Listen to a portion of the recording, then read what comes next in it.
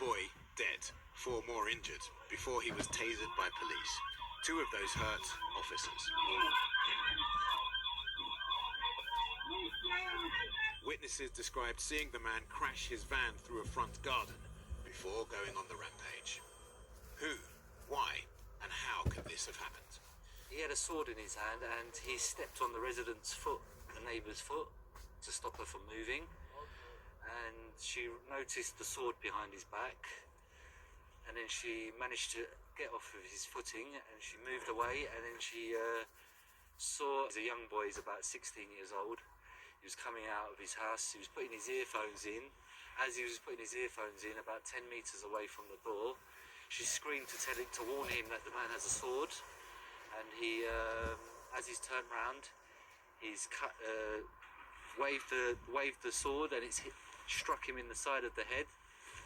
The families, this community, want answers. The 36-year-old man arrested at the scene is currently in hospital, having suffered injuries when his van collided with a building. He has been arrested on suspicion of murder. At this time, given his injuries, we have been unable to interview him. Why did this happen? And could it have been prevented? A typical East London suburb that in an instant this morning became an awful murder scene.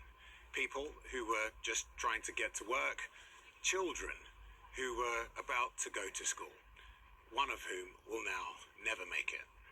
Really shocking and really worrying to hear that a man with a machete has been, just a couple of yards away from our house. It was a Friday this morning because I see this man.